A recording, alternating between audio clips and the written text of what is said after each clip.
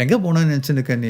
நான் ராமகுண்டம் கோதாவரி கனி. என்னது தெரியுமா உனக்கு? நீ என்ன கேட்குறேன்னு?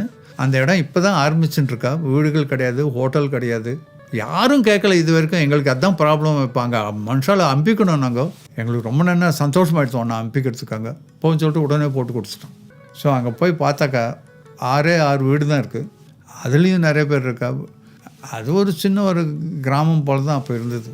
கோதாவரி கனின்னு சிங்கரணி காலேஜில் அங்கே இருக்கிற ஜென்ரல் மேனேஜர் சொன்னார், இந்த ஸ்டூடெண்ட்ஸ் எல்லாம் வந்திருக்கா, அதனால் அவளுக்கு ஒரு பில்டிங் கொடுத்துடலாம். நாங்கள் மொத்தம் 6 பேர். ஒரு 3 எலக்ட்ரிசிட்டி கிடையாது, வாட்டர் கனெக்ஷன் கிடையாது, ஒரே ஒரு ஹோட்டல், அதில் அவ்வளோவா ருச்சியாக இருக்காது. இதுதான் பரிஸ்திதி. அப்போ அவன் கேட்டான், ஏன் அதை நீ செலக்ட் பண்ணிக்கிறேன்?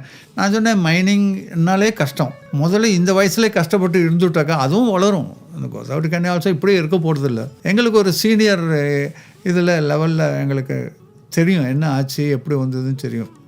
சரி, பின்னாமக்கு போய் பார்த்தாக்கா டேப் இருக்குது. ஒரு 20-25 அடி போனாக்கா அங்கே அந்த டேப் இருக்குது. அதில் நிறைய காற்றாலேயே வச்சுடுவா பாத்திரங்கள்லாம் தண்ணி பிடிச்சிக்கிறதுக்கு. மெதுவாக வந்துன்னுக்கும். நாங்கள் 6 பேரும் ஹோட்டலில் போய் சாப்பிட்டா ஜீரணமே ஆகலை. எங்களுக்கு உடம்பு கெட்டு போக ஆரம்பிச்சிடுச்சு. ஸோ என்ன பண்ணாங்க, 2 பேர் சொன்னாங்க, எங்களுக்கு சமைக்கிறதுக்கு தெரியும், நாங்கள் சமைக்கலாம், நீ பாத்திரத்தை தேய்ச்சி கொடு, நீ பெருக்கிட்டு தண்ணி கொண்டு வா, இதே போல் டிவைட் பண்ணிட்டு.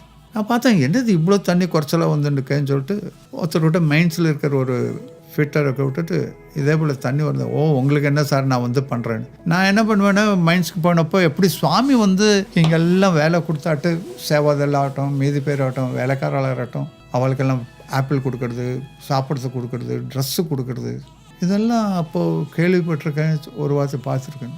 அப்போது 60 வந்தப்போ இப்போ கன்ஸ்ட்ரக்ஷன் கிட்ட சுவாமி வந்து எல்லோரும் கொடுப்பாரு. ஸோ ஒர்க்கர்ஸ் ரொம்ப இம்பார்ட்டண்ட். அவள் கூட நன்னா அன்போடு பேசி நன்னா இருக்கணும் நம்ம. ஏன்னா அவள் தான் கஷ்டப்பட்டு வேலை பண்ணுறான் அப்படின்னு சொல்லிட்டு இருக்கிறதுனால இவனும் ரொம்ப சந்தோஷப்பட்டு எங்கே இருக்குது லைன் காமினோ வந்தவன் பார்த்தா அது உள்ளுக்குள்ளே வாஷரே போயிருக்கு, எல்லாம் போயிருக்கு. இதை எடுத்துடணும், இந்த டேப்பை புதுசு தான் வாங்கி போடணும். சரி, நான் ரூபா கொடுக்குறேன், புதுசு போடுறேங்க. நீ என்னத்துக்கு ரூபா கொடுக்கணும், நான் ஏதோ அரேஞ்ச் பண்ணுறேன்னு சொல்லிட்டு ஒரு டேப் கொண்டு வந்து போட்டால் நிறைய வாட்டர் வர ஆரம்பிச்சிடுச்சு. ஸோ அங்கே இருக்கிற லேடிஸ் அவள் எல்லாரும் வச்சுருந்தா கூட நான் எப்போ போகிறேனோ அப்போது என்னை பிடிச்சுன்னு போட சொல்லிடுவா. எனக்கு ஒரு நாள் தான் இவ்வளோ வாட்டர் வந்தது, பிடிச்சுன்னு போகணும்.